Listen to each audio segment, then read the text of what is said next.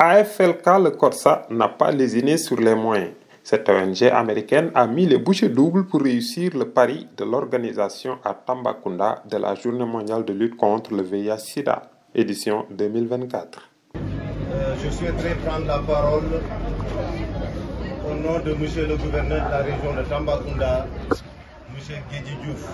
Il m'a chargé ce matin de vous transmettre d'abord les félicitations les plus chaleureuses à l'endroit de l'ONG Corsa, mais surtout à l'endroit du CEDEPS de Tambacounda par rapport à l'organisation, à l'endroit de toutes les organisations communautaires organisées de Tambacounda, dont nous ne pouvons pas ne pas citer les Badjenugok, les adolescentes, mais également l'ensemble en tout cas des collectivités territoriales de la région de Tambacounda. Tout en se félicitant des efforts consentis, le directeur régional de la santé, Dr Bayal Sissé, représentant le gouverneur de Tambacounda, a sollicité l'implication de tous les acteurs pour relever les défis. Nous avons déjà fini de dépister 1844 personnes. Il nous reste juste, par rapport à la cible attendue au niveau de la région de Tambacounda, il nous reste 250 personnes. C'est pourquoi je voulais vous engager, vous tous aujourd'hui, qu'on se mette ensemble pour rechercher ces 250 personnes. Si on aura fini de rechercher ces personnes, je suis sûr que dans Tambacounda, le reste maintenant, c'est de lutter contre qu'il y ait de nouvelles infections. C'est pourquoi nous ne pouvons pas ne pas le dire. L'année passée, ou bien cette année même d'ailleurs, on a fini de dépister 288 nouvelles infections, dont 15 enfants. 15 enfants.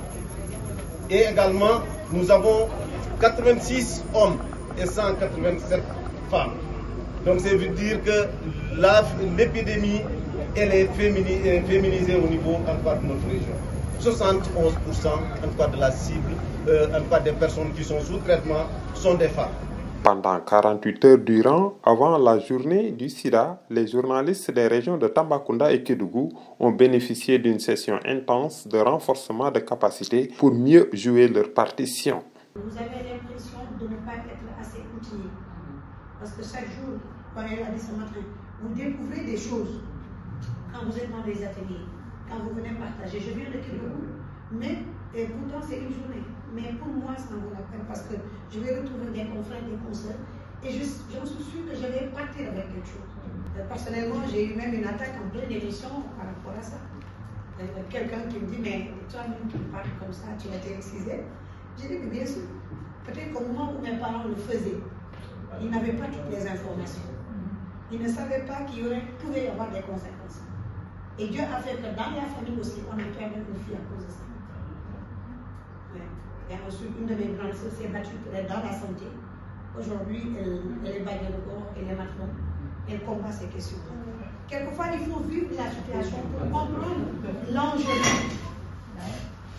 J'étais petite, mais quand j'imagine la scène dans la maison ce jour-là, je vous dis que je ne reculerai devant rien pour combattre ça. Parce que pour moi, c'est une question avant de dignité humaine et de place humaine.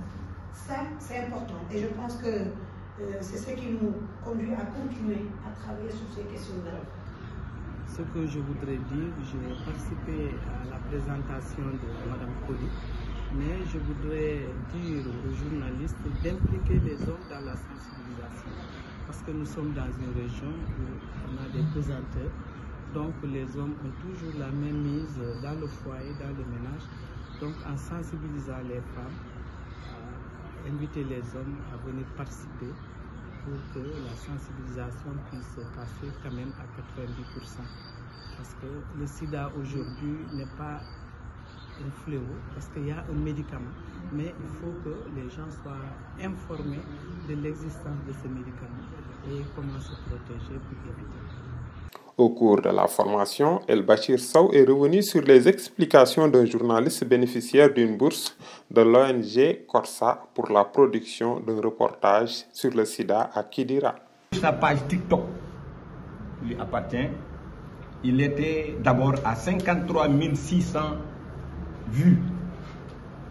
Maintenant, il m'a dit qu'il a regardé tout de suite, il m'a dit je suis à 60 700.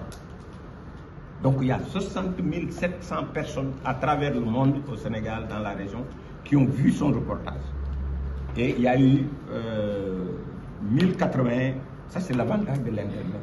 Il y a 1080 aimés et il y a eu des partages aussi. Voilà, il y a 300 partages.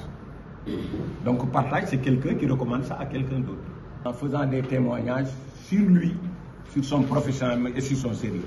Donc ça aussi, c'est pourquoi on a voulu partager, parce que c'est important pour les journalistes d'être tout le temps sérieux, d'être tout le temps professionnel, d'être tout le temps dans le cœur de leur métier.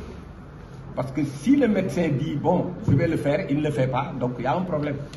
Mais quand il l'a sollicité, le médecin appelé Kidira pour dire non, non, non, on peut compter sur lui et certainement ce reportage va nous aider à faire progresser les choses. À Tambacounda, les journalistes sont également appelés à redoubler d'efforts dans l'éveil des consciences pour réduire le fort taux lié à la féminisation du VIH-Sida en zone frontalière, où le non-respect des droits humains, les facteurs socioculturels et la pauvreté pèsent lourdement sur la balance.